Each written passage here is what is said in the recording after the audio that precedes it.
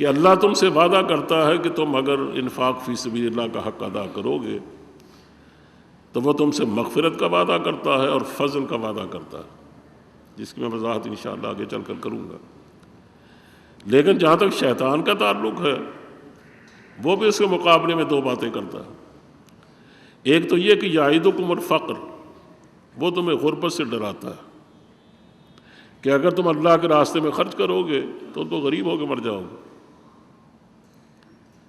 اور دوسری یہ بات کہ وہ تمہیں ہر بے حیائی اور ہر طرح کی بے حیائی کا حکم بھی دیتا ہے، اور یا تمہارے دل و دماغ میں وسوسہ اندازی کرتا ہے۔ اب ذرا اندازہ کریں کہ بالکل دو ایک دوسرے کے مقابل چیزیں ہیں، کہ پروردگار کچھ اور وعدہ فرما رہا ہے اور وہ بالکل اس کو توڑنے کے لیے کوئی دوسرے کام کرتا ہے، دوسری حرکتیں کرتا ہے۔ اور یہ کوئی نئی بات نہیں ہے، اس لیے کہ جب اس کو حضرت آدم علیہ السلام کو سجدہ نہ کرنے کی وجہ سے راندہ درگاہ قرار دے دیا گیا تھا، تو اس نے سب سے پہلے تو پروردگار سے استدعا کی تھی کہ آپ مجھے قیامت تک کے لیے زندگی عطا فرمائیں، چنانچہ اس کو قبول کر لیا گیا۔ پھر اس نے چیلنج کے انداز میں یہ کہا کہ ثم لآتینہم من بین ایدیہم ومن خلفہم وعن ایمانہم وعن شمائلہم ولا تجد اکثرہم شاکرین، کہ آپ نے مجھے ایک آدم کو، یعنی آدم ظاہر وہ آدمی کے جد امجد ہے، اب ان کی اولاد جو ہوگی وہ ظاہر آدمیوں کے نام سے پھیلے گی، تو کہا یہ جس جد امجد کے لیے آپ نے مجھے یہ سزا دی ہے کہ مجھے راندہ درگاہ قرار دے دیا، اس کی اولاد کے بارے میں یہ چیلنج کے انداز میں کہتا ہوں کہ میں ان کے آگے سے حملہ کروں گا، پیچھے سے حملہ کروں گا، دائیں سے کروں گا، بائیں سے کروں گا، اور پروردگار آپ دیکھیں گے کہ ان میں سے اکثر لوگ آپ کے شکر گزار نہیں ہوں گے، میں ان کو شکر گزار نہیں رہنے دوں گا۔ اسے قرآن کریم نے ایک جگہ نہیں 20 جگہ یہ بات دہرائی ہے کہ یہ ابلیس جو ہے یہ تمہارے لیے عدو مبین ہے، کھلا کھلا دشمن ہے، اس میں کوئی بات ٹکی چھپی نہیں ہے۔ اس نے صاف صاف کہا کہ میں یہ سب کچھ کروں گا اور ان کو میں ڈبو کے ماروں گا اور ان کو گمراہ کر کے ماروں گا۔ اب چونکہ اس کا یہ ایک ایم ہے اور اس کا یہ ایک مقصد ہے، اور اس کی زندگی کے اہداف میں سے ایک بہت بڑا ہدف یہ ہے کہ وہ اللہ کے بندوں کو اللہ کے راستے پر نہیں چلنے دے گا۔ تو جب لوگ اللہ کے راستے میں اللہ کے دین کی نصرت کے لیے اور اللہ کے دین کو پڑھنے والوں کی نصرت کے لیے اور غریبوں کی غربت کو دور کرنے کے لیے، یعنی حضرت صلی اللہ علیہ وسلم کی امت پر احسانات کرنے کے لیے جب وہ اپنا مال و دولت خرچ کرنے کی کوشش کرتے ہیں تو پھر وہ حرکت میں آ جاتا ہے۔ اسی وہ سب سے پہلے جو یہ کام کرتا ہے وہ کہتا ہے یعیدکم الفقر، وہ لوگوں کو طریقے سے فقر سے ڈراتا ہے۔ ڈراتا کس طرح سے ہے کہ جب کوئی آدمی اللہ کے راستے میں دینے کی کوشش کرتا ہے نا، وہ کہتا ہے دیکھو بیوقوف نہ بنو، تیری اولاد بھی ہے، تیری بیوی بھی ہے، تو ابھی تک کرائے کے مکان میں رہتا ہے، تجھے اپنا مکان بھی بنانا ہے، اور اگر تو شادی شدہ نہیں ہے پھر تو خرچ کر رہا ہے تو ظاہر تجھے شادی بھی کرنی ہے اور ہو سکتا بچے بھی ہوں۔ اگر تو اسی طرح خرچ کرتا رہا شادی پر کہاں سے خرچ کرے گا، مکان کہاں سے بنائے گا؟ مکان بنانا آج کے دور میں کوئی کھیل تو نہیں۔ بچوں کو تم اعلیٰ سے اعلیٰ تعلیم دلانا چاہو گے، یقیناً تمہاری یہ خواہش ہوگی، اس لیے کہ تم چاہتے ہو کہ بچوں کی وجہ سے، میں خود تو دولت کی وجہ سے عزت کما چکا ہوں اور بچوں کی اعلیٰ تعلیم کے ذریعے سے میری عزت میں اور اضافہ ہوگا۔ تو بتاؤ جب تم اس کو سکول بھیجو گے تب خرچ بڑھے گا، جب تم ہائی کلاسز میں بھیجو گے تب خرچ بڑھے گا، جب تم کالج میں بھیجو گے خرچ میں اور اضافہ ہو جائے گا، جب یونیورسٹی بھیجو گے تو خرچ کہیں کا کہیں پہنچ جائے گا، اور اگر تم نے ان کو باہر بھیجنا چاہا تو تمہیں کچھ اندازہ ہے کہ تو لاکھوں کا کھیل ہے، کہاں سے لاؤ گے یہ پیسہ؟ یعنی آج تم نے باقاعدہ کہیں زکوٰۃ کے ذریعے سے، کہیں انفاق فی سبیل اللہ کے ذریعے سے یا کسی طریقے سے اللہ کے راستے میں خرچ کرنے میں تم نے بے دریغ لٹایا سب کچھ، تو آخر یہ وہ تو قارون کا کنواں بھی ہو تو ختم ہو جاتا ہے، قارون کا خزانہ بھی ختم ہو جاتا ہے، تو آخر تمہاری دولت خرچ نہیں ہوگی۔ تو اس طرح تم اگر لٹاتے رہے تو کل کو کیا بنے گا تمہارا؟ یہ آہستہ آہستہ نہ وہ، چونکہ حضور فرماتے ہیں کہ اللہ تعالیٰ نے ابلیس کو یہ طاقت عطا فرمائی ہے کہ وہ تمہارے خون کے ساتھ حرکت کرتا ہے، وہ تمہاری شریانوں میں دوڑتا ہے، اس لیے وہ وسوسہ اندازی کرنے میں اس کو کوئی رکاوٹ نہیں۔ اسے دل و دماغ کو مسموم کرنا اس کے لیے معمولی بات ہے، اسے دل میں اتر کر بھی اس طرح کے وسوسے پیدا کرتا ہے اور خدشات پیدا کرتا ہے، اور دماغ میں بھی اس طرح خدشات کا مرکز بنا دیتا ہے، اور بار بار لوگوں کو یہ سمجھاتا ہے کہ دیکھو اگر تم باز نہ آئے اس طرح بے درے خرچ کرنے سے تو پھر کل کو تمہاری اپنی زندگی خطرے میں ہے، تمہارا تو اپنا گھر نہیں چلے گا تو بچوں کا مستقبل کا کیا بنے گا، یہ تم خود آج فیصلہ کر سکتے۔ اس طرح وہ بار بار ڈراتا ہے۔ چنانچہ اللہ کے راستے میں جب وہ خرچ کرنے سے پھر بھی باز نہیں آتا تو اس کا مال خرچ کرا دیتا، اس طرح اس کا مال یعنی کم سے کم کرانے کی کوشش کرتا، اور اگر وہ چلتا ہی رہتا ہے اس راستے پر اور نہیں رکنے کی کوشش کرتا نا، اور پھر بھی اس کے ساتھ ساتھ اس کی کمائی میں بھی اللہ تعالیٰ اضافہ فرماتے ہیں، تو پھر وہ ایک اور کام کرتا ہے،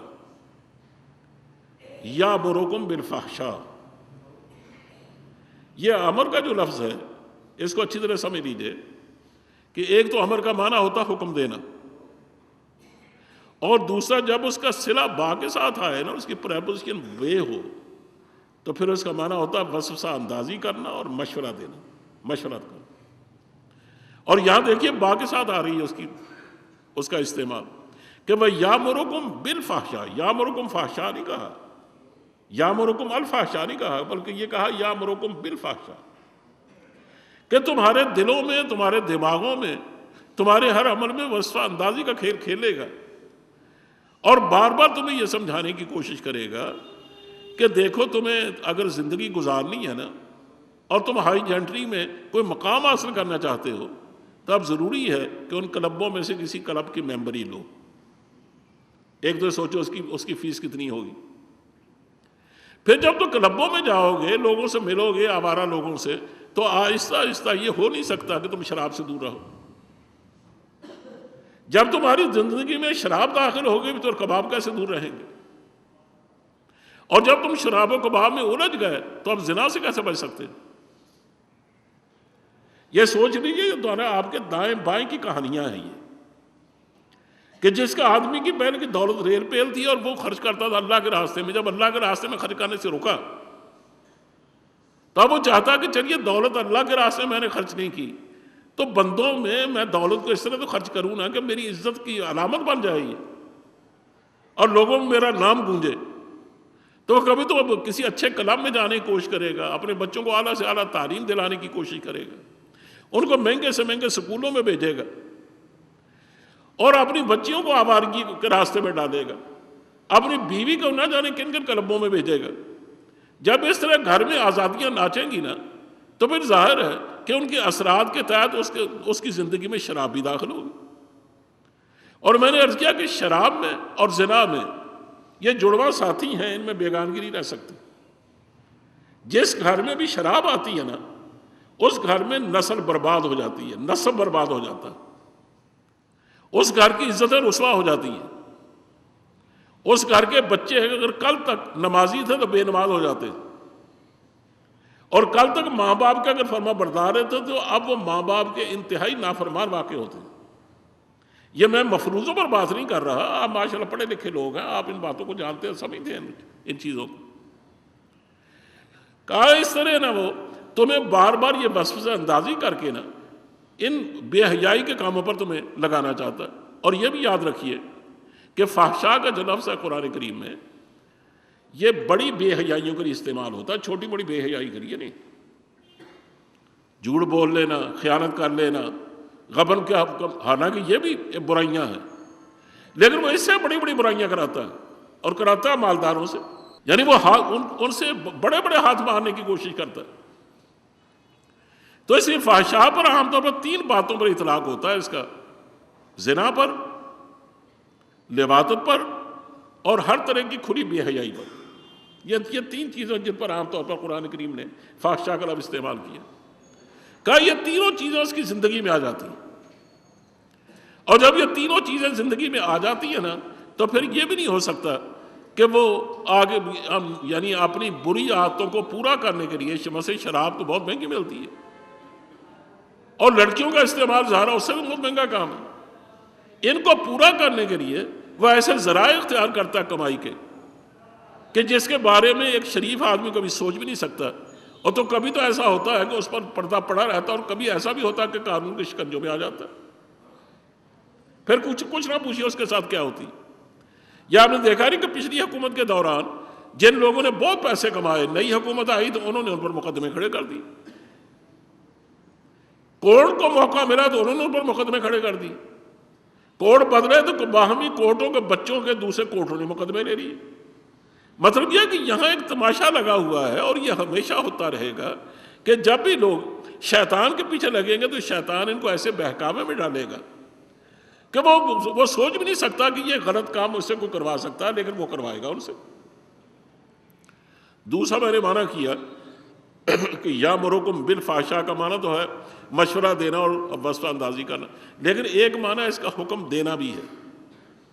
وہ اگرچہ بے کے بغیر استعمال ہوتا ہے، لیکن کبھی کبھی با کے استعمال کے ساتھ بھی اس کا معنی حکم دینا ہوتا ہے۔ اب آدمی سوچتا ہے کہ میں ایک آزاد جن سے تعلق رکھتا ہوں، جنوں کی جن سے اولاد ہے وہ جن ہے شیطان، اور میں انسان ہوں، ظاہر مجھے کیسے حکم دے سکتا ہے؟ لیکن ہم اس کو نہیں سمجھتے وہ حکم دیتا ہے۔ حکم کیسے دیتا ہے؟ ایک تو یہی واسطہ اندازی کے ذریعے سے کچھ لوگوں کو تیار کرتا ہے اور ان کے دماغوں کو اتنا برا بنا دیتا ہے کہ وہ جہاں بھی بیٹھتے ہیں نا، وہ اگر حکم چلانے کے قابل ہے تو اپنے حکم کے ذریعے سے وہ کام کرتے ہیں جو شیطان کو کرنا چاہیے۔ مثلا دیکھیں نا، بے انصافی کرنا یہ شیطان کا کام ہے۔ بے انصافی وہ خود نہیں کر سکتا، اسے کسی عدالت کا جج تو نہیں ہے نا، وہ جج کو بہکاتا ہے۔ اب جج جب غلط فیصلے کرے گا نا اور بے انصافی کرے گا تو اصل اس کے پیچھے شیطنت کام کرے گی۔ اب حکم اس کا نہیں بلکہ یہ شیطان کا حکم ہوگا، شیطان کا حکم چلے گا۔ اس سے مثلا ایک جرنیل ہے، اس کو اپنے شکنجے میں اس طرح بری طرح جکڑتا ہے، پہلے تو اس کے دل و دماغ میں وصف اندازیاں کرتا ہے، اس کی طاقت کو اپنی شیطنت کے لیے استعمال کرتا ہے۔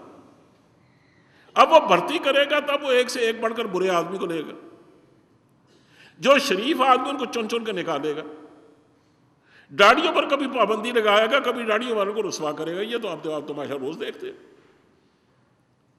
اور ان کے ذریعے سے بعض جگہ بمباری کروائے گا، بعض جگہ اچھے بڑے شریف لوگوں کو مروائے گا، اور عام خون بہے گا صرف ایک آدمی کے سخت ہو جانے کی وجہ سے۔ تو اگر آپ غور کریں گے تو اس کے پیچھے شیطنت کام کرتی ہے۔ شیطان اپنے دھندے جو کروانا چاہتا وہ خود نہیں کروانا چاہتا، اس کے واسطے سے کرواتا۔ میں کھل کے اگر آپ سے کہوں، پرویز مشرف ایک آدمی تھا، جو کام نواز شریف یا اس جیسی کابینہ کے لوگ نہیں کر سکتے تھے، اس کے دماغ میں اس نے یہ بات ڈالی شیطان نے کہ تم انقلاب برپا کرو۔ اب وہ انقلاب برپا کر کے حکومت میں آیا، اس کے بعد جس طرح سے یو ٹرن لیا، یعنی کل تک افغانستان کو ہم قبول کر چکے تھے، اس کا سفیر یہاں کام کر رہا تھا، ہم یو ٹرن لے کر امریکہ کے کہنے پر وہ سب کچھ کر گزرے اور پیسے کمائے اور وہاں کے نیک لوگوں کو، شریف لوگوں کو پڑھ کے حوالے کیے۔ یہ بظاہر ہم سمجھتے ہیں، ہم گالیاں دیتے ہیں پرویز مشرف کو، لیکن گالیاں اس کو نہیں، اصل تو شیطان کو ملنی چاہیے کہ یہ سارے کام شیطان کرواتا ہے۔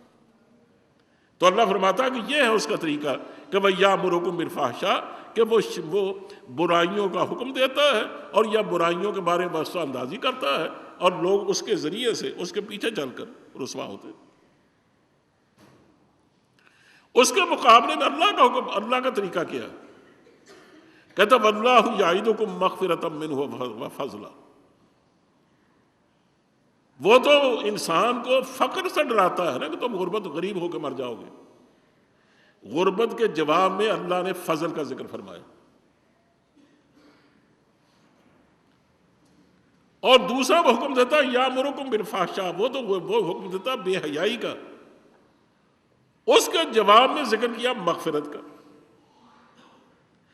کہ دیکھ لو دونوں میں فرق کتنا ہے، کہ اللہ تعالیٰ تم سے وہ کام لے گا اور تمہیں ان کاموں کا خوگر بنائے گا، اور تم میں وہ عادتیں اس راستے کر دے گا، اور تمہارے طور اطوار یہ اس طرح کے ہوں گے کہ جو بالآخر تمہاری مغفرت اور تمہاری بخشش کا سبب بنے گی۔ یہ مغفرت معمولی چیز نہیں ہے. قرآن کریم نے کہا سارعوا الی مغفرۃ من ربکم، لوگوں لپکتے ہوئے جاؤ اپنے رب کی مغفرت کی طرف. کیوں؟ وَجَنَّةٍ عَرْضُهَا السَّمَاوَاتُ وَالْأَرْضُ، اس لیے کہ پہلے مغفرت ہوگی تو اس کے بعد تمہیں وہ جنت ملے گی جس کی چوڑائی زمین اور آسمان ہے. سر لمبائی نہیں، لمبائی تو اللہ ہی بہتر جانتا کتنی. عرضها، وہ جنت کی چوڑائی، عرض اس کا، السماوات والارض، سارے آسمان اور ساری زمینیں.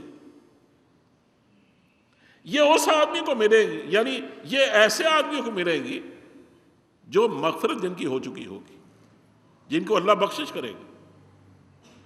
اور بخشش ظاہر آسان کام نہیں.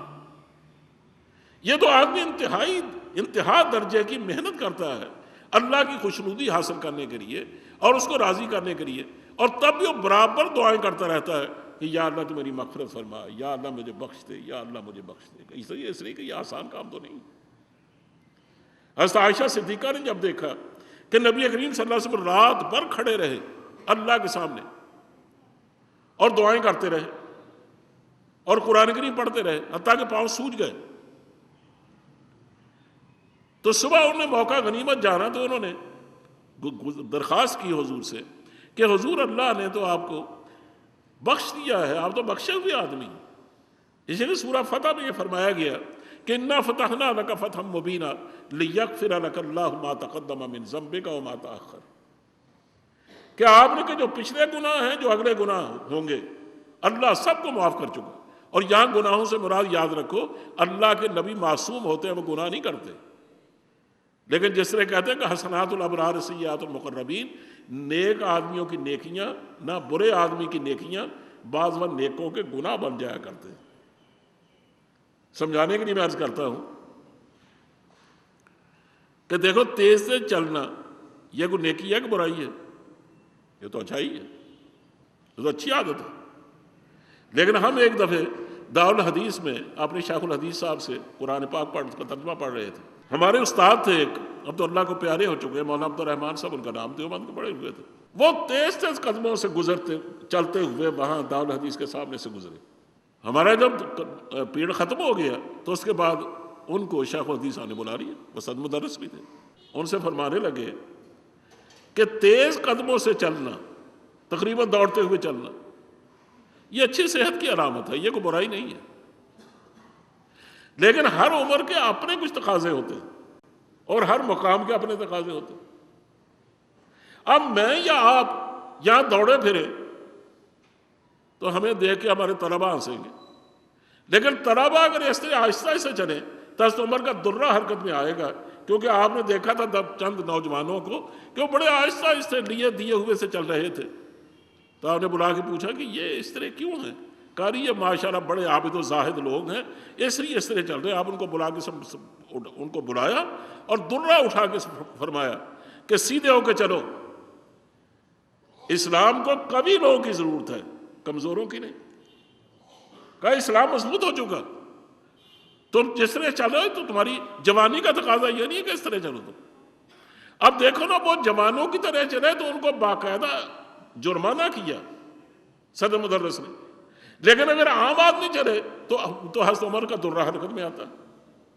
تو فرق دونوں میں کیا ہے؟ مقام اور مرتبہ کا. اللہ کا نبی اگر کبھی معمولی فروگزاش بھی کرتا ہے نا، جو شریعت کی زبان میں گناہ نہیں ہوتا، تو اللہ تعالیٰ اس پر بھی گرفت کرتا ہے. اب بات چھڑ گئی ہے تو میں کیا روکوں. جنگ تبوک کے سلسلے میں کچھ منافقین آئے اور انہوں نے حضور سے نہ جانے کی اجازت چاہی کہ حضور ہماری یہ مجبوریاں ہیں، اب ہمیں اجازت دیجئے، ہم نہیں جا سکتے. اور میں ٹھیک ہے نہ جاؤ. اب دیکھو سربراہ مملکت کے لیے کیا اتنے اختیارات نہیں ہوتے کہ وہ جس کو چاہے اجازت دے دے جانے کی، جس کو چاہے روک دے اور نہ جانے کی اجازت دے دے؟ یعنی اس کا گناہ ثواب سے کیا تعلق؟ لیکن قرآن کریم کیا کہتا ہے کہ عفی اللہ عنک لما اذنت لهم حتی یتبین لک الذین صدقوا. اللہ تجھے معاف کرے. اب معافی دوسری گناہ کی ہوتی ہے نا. کہا اللہ تجھے معاف کرے، تو نے ان کو کیوں اجازت دی کہ وہ نہ جائے؟ اگر آپ ان کو نہ اجازت دیتے تو پتہ چل جاتا کہ ان کا ایمان سچا ہے کہ کھوٹا۔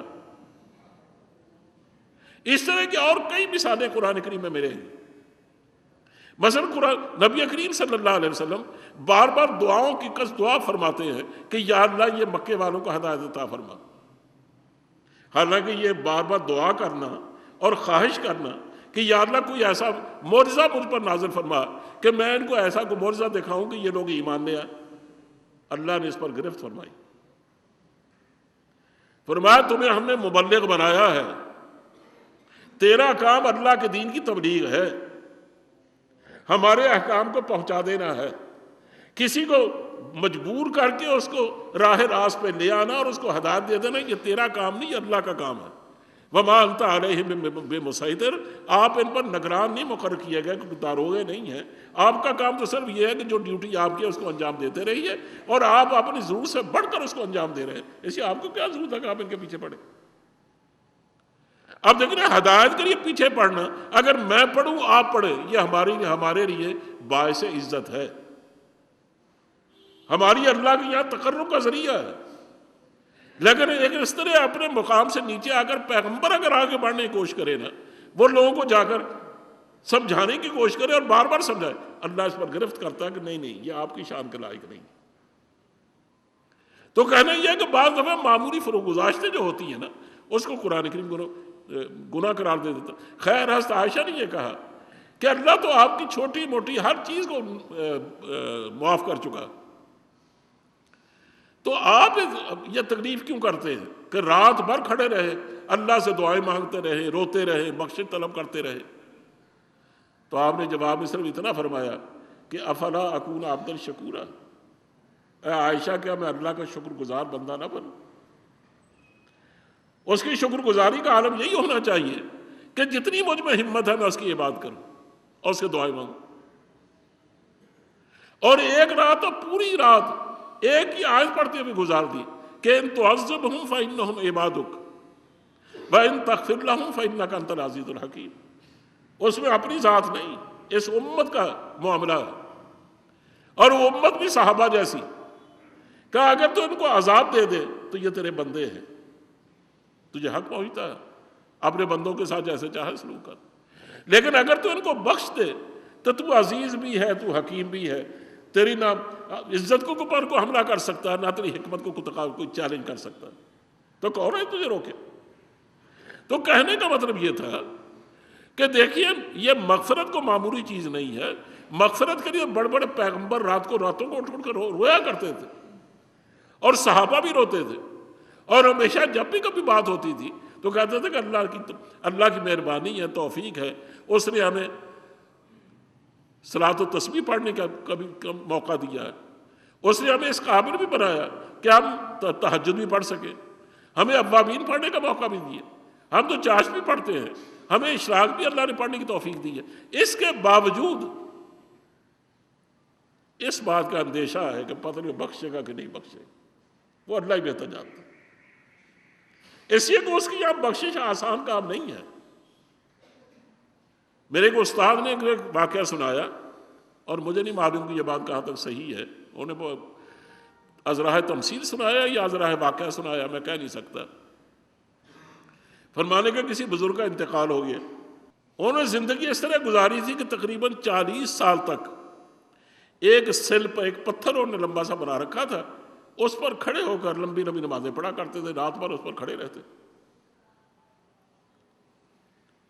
جب ان کا انتقال ہوا تو پروردگار نے پوچھا کہ بتاؤ تم اپنا کوئی ایسا عمل پیش کرو جو خالصتاً تم نے میرے لیے کیا ہو، اور جس میں تمہیں خیال ہو کہ اللہ اس کی وجہ سے میری مغفرت فرما دے گا۔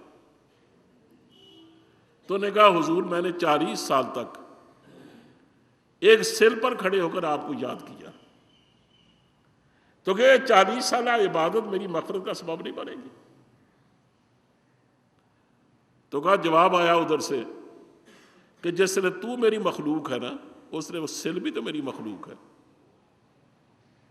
وہ پہاڑ کا ٹکڑا، وہ پہاڑ کی اولاد صحیح، وہ پتھر کا بنا ہوا ایک ٹکڑا صحیح، لیکن پتھر کو بھی تو میں نہیں پیدا کیا ہے۔ کہا وہ سل بھی میری مخلوق ہے، تم بھی میری مخلوق ہو، تم نے 40 سال تک اس پر سواری کی، کھڑے رہے اس پر، اب اس کا حق یہ ہے کہ وہ 40 سال تک تمہارے سر پر سواری کرے. کہا تم اس کو اٹھائے کھڑے رہو اور 40 سال اس طرح کھڑے رہو اور اللہ کی یاد کرتے رہو. کہا جب تم دونوں برابر ہو جاؤ گے نا پھر میں تم سے پوچھوں گا کہ بتاؤ میں کس عمل کی وجہ سے تیری مغفرت کروں. اس لیے میرے بھائیوں مغفرت آسان نہیں ہے. مغفرت سراسر اللہ کے فضل سے ہوتی. ہاں یہ ضرور ہے کہ مغفرت اسی پر ہوگی جو اللہ کی شریعت کے احکام کی پیروی کرے گا. یہ اس کا قانون ہے اور اس کا قانون اندھا نہیں ہے. وہ ایسا نہیں ہے کہ نافرمانوں کو بخشے فرمانبرداروں کو پکڑ لے. لیکن کوئی آدمی اگر اس پندار میں مبتلا ہو جائے نا بات سے بات نکلتی ہے. مولانا جامی علیہ رحمت مشہور بزرگ گزرے ہیں. مولانا عبد الرحمن جامی جن کی نعتیں عام طور پر قوال پڑھا کرتے ہیں اور بہت بڑے عالم بھی تھے. ہمارے یہاں درس نظامی میں کتاب پڑھائی جاتی ہے شرح جامی. یہ علم نحو کی کتاب ہے اور بڑی ضخیم کتاب ہے اور بڑی بڑی معتبر کتاب. یہ انہی کی لکھی ہوئی.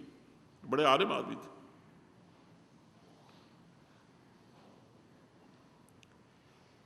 ان کے ایک مرید نے ان سے کہا, ان کے مرید نے انہوں نے کہا حضرت میں ہمیشہ اپنے سر پر ایک نور جلتا ہوا یا نور کی شعاع دیکھتا تھا اور اس وقت تک دیکھتا رہا ہوں جب تک میں حج پہ نہیں گیا. اب میں حج کر کے واپس آ گیا ہوں تو وہ نور ختم ہو گیا.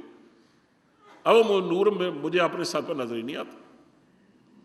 حالانکہ میں یہ امید کیا بیٹھا تھا کہ ایک یہ عبادت رہتی تھی اور اس کو میں نے پوری محنت سے ادا کیا ہے. اس کے تمام مناسک میں نے ادا کیے ہیں, اس میں کوئی کمی نہیں چھوڑی. اللہ سے بار بار دعائیں کی ہیں اور ہر جگہ کی ہیں.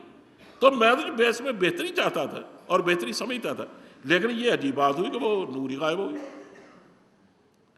تو مولانا جامی فرمانے لگے کہ بات اصل میں یہ ہے کہ جب تک تو حج کرنے نہیں گیا تھا نا تو تیرے اندر ایک انکساری تھی, ایک عاجزی تھی اور تو ہمیشہ اللہ سے مغفرت کی دعا کیا کرتا تھا اور جب بھی موقع ملتا یہ دعائیں کرتا رہتا. اب جب تو حج کر کے آیا نا تو تیرے ذہن میں ایک نیکی کا پندار پیدا ہو گیا کہ اب تو ماشاءاللہ اللہ کی توفیق سے میں ایک بڑی بڑی شے بن گیا ہوں. اب کون سی نیکی ہے جو میں نے نہیں کی؟ نمازیں پڑھی, زکاتیں دی, حج کیا, روزے رکھے اور اس کے علاوہ اخلاق حسنہ کا پیکر بنا رہا. یعنی کوئی نیکی ایسی نہیں جو میں نے نہ کی ہو. یہ آخری نیکی تھی جو میں کر کے آ گیا ہوں. تو اب باقی کیا رہ گیا؟ کہا یہ تمہارے ذہن میں جو خیال پیدا ہوا نا اس کو میں کہہ رہا ہوں نیکی کا پندار. اس نیکی کے پندار نے وہ تمہارا نور جو تھا سر پہ تمہیں نظر آتا تھا وہ غائب کر دی. تو میرے بھائیو آپ اندازہ کریں کہ آدمی نیکی کا پندار پیدا کرے تب وہ تباہ ہوتا ہے اور بدی کا پندار وہ تو خیر کہنے کی بات ہی کیا ہے, اس کے لیے تو بالکل تباہی کے راستے کھل جاتے. شیخ عبد القادر جیلانی رحمۃ اللہ علیہ نے ایک بزرگ کو دیکھا کہ اس کا نام لے کر کہا جا رہا کہ نکل جاؤ یہاں سے. آپ صاحب کشف تھے, آپ نے اس کا نام سنا تو آپ نے اس آدمی کو, اس نام کے آدمی کو تلاش کیا. تو جب پتہ چل گیا کہ یہی نام ہے تو انہوں نے کہا کہ آپ یہ جو میں سن رہا ہوں آواز کیا آپ نہیں سنتے؟ انہوں نے کہا سنتا ہوں. انہوں نے کہا سنتے ہو جب اب یہ کہا جا رہا ہے کہ تمہارا آنا یہاں منظور نہیں ہے, نکل جاؤ یہاں سے, تو تم چلے کیوں نہیں جاتے؟ یہ تو اللہ کا حکم ہے, تمہیں تعمیل کرنی چاہیے اس کی. انہیں غور سے شیخ کو دیکھا اور کہنے لگے کہ تم بظاہر تو بڑے سمجھدار آدمی معلوم ہوتے ہو لیکن یہ بات تم نے کیا کہی؟ انہوں نے کہا کیوں, ایسی میں نے کیا بات کہہ دی ہے؟ میں تو صرف یہ کہتا ہوں کہ اللہ کا حکم ہے یہ, آپ کو اس کی تعمیل کرنی چاہیے. کہا مجھے صرف ایک بات کا جواب دیجئے کہ چلیے میں یہاں سے چلا جاتا ہوں لیکن جاؤں کہاں؟ کوئی اور آستانہ ہے اللہ کے آستانے کے سوا؟ وہ چاہتا یہاں سے نکل جاؤ تو میں نکل کے کہاں جاؤں؟ میں نے تو قسم کھا رکھی ہے کچھ بھی ہو جائے کہ جفا سے ہٹو تم وفا سے ٹلوں میں, نہ یہ بات ہوگی نہ وہ بات ہوگی. اور قسم آستاں کی نہ اٹھیں گے ہرگز, یہیں دن چڑھے گا یہیں رات ہوگی. کہا میں تو کہیں نہیں جاؤں. شاہ کہتے ابھی میں وہیں تھا کہ مجھ سے ان کی ملاقات ہوئی تو اللہ نے ان کی ولایت کو بحال کر دیا، اور جو مقامات ان سے چھینے گئے تو سب ان کو دے دیے گئے، صرف ان کے استقامت کی وجہ سے کہ یا اللہ کچھ بھی ہوگا میں تو یہ بات کروں گا ہی تیری، تو اسے مغفرت مانگتا رہوں گا، اب یہ تیری مرض تو اب یہ تیری رحمت ہے کہ کب میرے سامنے حال ہوتی، آخر رحمت آ گئی۔ تو کہنا یہ ہے کہ یہ مغفرت جو ہے نا یہ ایک بڑی مہنگی چیز ہے۔ اللہ فرماتے ہیں یہ مغفرت میں اس کو دیتا ہوں جب وہ کہ جیسے میں نے اس کو دولت عطا کی ہے نا، اگر وہ میرے راستے میں دل کھول کے دیتا تو میں اس کو مغفرت دیتا ہوں،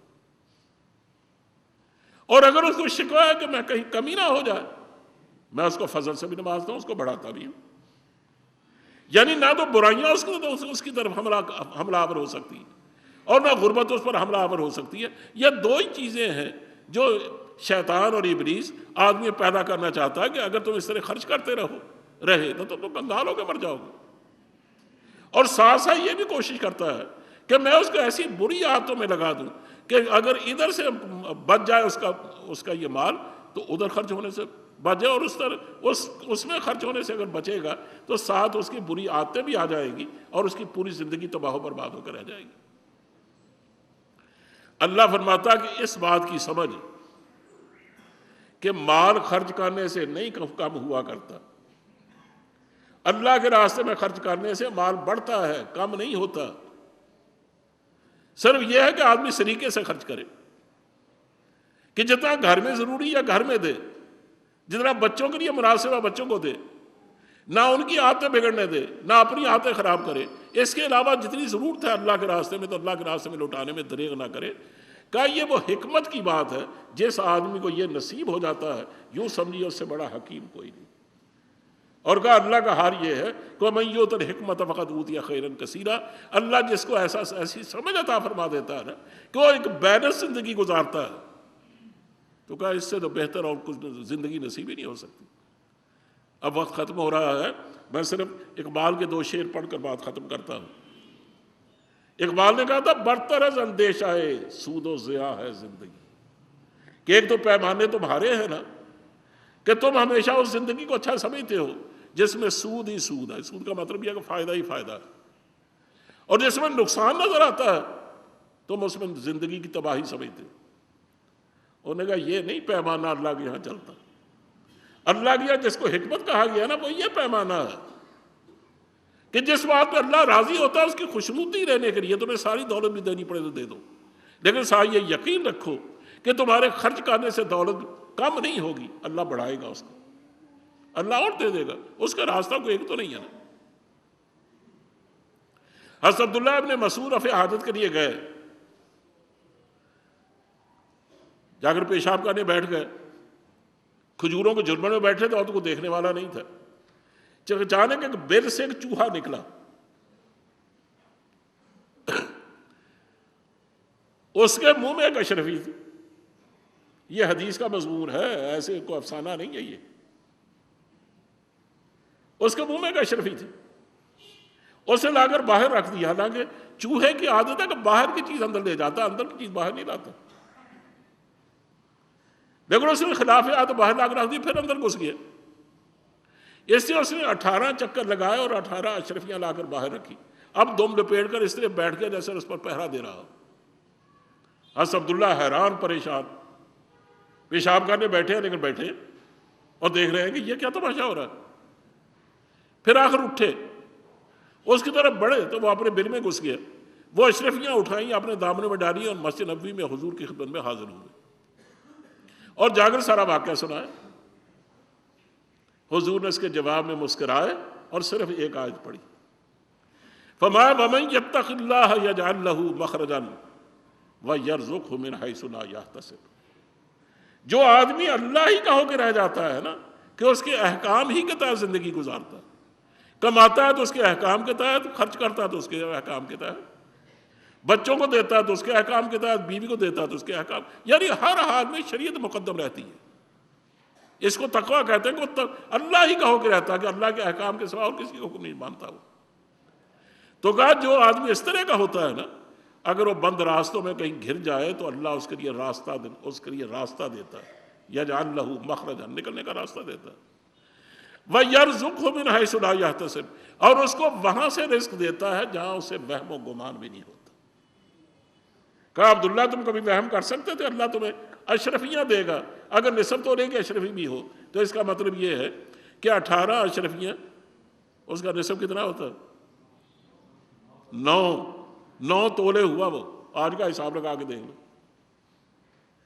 اتنا اللہ نے رزق دیا ان کو، اور دیا کس سے کہ کس کے منہ سے، اس کا تصور بھی نہیں کیا جا سکتا۔ کہ یرزقہ من حیث لا یحتسب، اللہ وہاں سے رزق دیتا ہے جہاں سے وہم و گمان بھی نہیں ہوتا۔ اسے تم اپنے پیمانوں پر ناز مت کرو، ان کو توڑو۔ حکمت کا تقاضا یہ ہے کہ پیمانے وہ جو اللہ اور اس کے رسول نے دیے ہیں۔ اقبال اسی کو کہتا ہے کہ برطرز اندیشہ سود و زیاں ہے زندگی، ہے کبھی جاں اور کبھی تسلیم جاں ہے زندگی۔